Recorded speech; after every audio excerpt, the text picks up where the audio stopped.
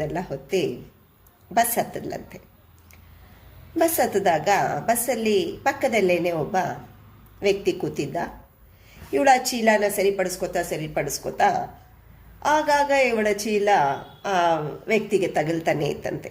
ಆದರೂ ಅವನಿಗೇನು ಬೇಸರನೇ ಮಾಡ್ಕೊಂಡಿಲ್ಲ, ಸುಮ್ಮನೆ ಇದ್ದಂತೆ.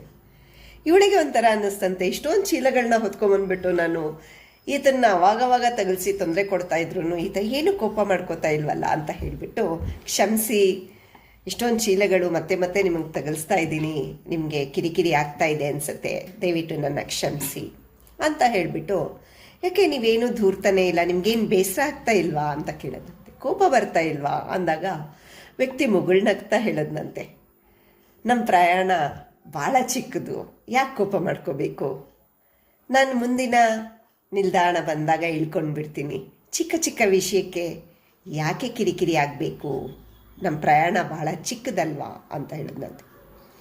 ವಿಷಯ ಅಷ್ಟೇ, ಆದರೆ ನಮ್ಮ ನೈಜ ಬದುಕಲ್ಲಿ ಅದನ್ನು ಅಳವಡಿಸ್ಕೊಂಡಾಗ ಎಷ್ಟು ಸತ್ಯ, ಎಷ್ಟು ಸುಂದರ ಅಂತ ಅನ್ನಿಸುತ್ತೆ.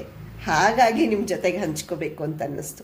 ಹೌದು, ಎಷ್ಟೋ ಸಲ ನಮ್ಮ ಹೃದಯಕ್ಕೆ ಘಾಸಿಯಾಗುವಂತಹ ಮಾತುಗಳನ್ನೆಲ್ಲ ಆಡಿರ್ತಾರೆ, ತುಂಬ ನೋವು ಕೊಟ್ಟಿರ್ತಾರೆ, ಕೋಪ ಬಂದಿರುತ್ತೆ, ಹೋರಾಟ ಮಾಡಿರ್ತೀವಿ, ಆರ್ಭಟ ಮಾಡಿರ್ತೀವಿ. ಆದರೂ ಶಾಂತವಾಗಿರಿ. ಯಾಕೆ ಅಂದರೆ ಆತ ಹೇಳ್ದಂಗೆ ನಮ್ಮ ಪ್ರವಾಸ ಭಾಳ ಚಿಕ್ಕದು. ಯಾರೋ ನಮ್ಮನ್ನು ಬೆದರಿಸಿರ್ತಾರೆ, ಅವಮಾನ ಮಾಡಿರ್ತಾರೆ, ಮೋಸ ಮಾಡಿರ್ತಾರೆ, ನಮ್ಮನ್ನು ಒತ್ತಡಕ್ಕೊಳಗೆ ಮಾಡಿರ್ತಾರೆ. ಆದರೂ ಶಾಂತವಾಗಿರಿ, ಅವ್ರನ್ನ ಪ್ರೀತಿಸ್ಬಿಡಿ. ಯಾಕೆ ಅಂತ ಹೇಳಿದ್ರೆ ನಮ್ಮ ಪ್ರಯಾಣ ಭಾಳ ಚಿಕ್ಕದು. ಕೆಲವರು ನಮ್ಗೆ ಇಷ್ಟ ಆಗದೆ ಇರೋವಂಥ ಕಮೆಂಟ್ಸ್ ಮಾಡಿರ್ತಾರೆ, ತುಂಬ ನಮ್ಮನ್ನು ನೆಗ್ಲೆಕ್ಟ್ ಮಾಡಿರ್ತಾರೆ,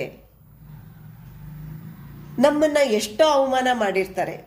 ಬೇಸರ ಮಾಡ್ಕೋಬೇಡಿ, ಅವರು ನಿರ್ಲಕ್ಷಿಸಿದ್ರು ಅಂತ ನೀವು ನಿರ್ಲಕ್ಷಿಸಕ್ಕೆ ಹೋಗಬೇಡಿ. ಅವ್ರನ್ನ ಕ್ಷಮಿಸಿ, ಮತ್ತೆ ಅವ್ರನ್ನ ನೀವು ಪ್ರೀತಿಸಿ, ಶಾಂತವಾಗಿದ್ಬಿಡಿ. ಯಾಕೆ ಅಂದರೆ ನಮ್ಮ ಪ್ರಯಾಣ ಭಾಳ ಚಿಕ್ಕದು. ನೆನಪಿರಲಿ ಸ್ನೇಹಿತರೆ, ನಮ್ಮ ಪ್ರವಾಸ ಉದ್ದ ಎಷ್ಟು ಅಂತಲೇ ನಮಗೆ ಗೊತ್ತಿಲ್ಲ.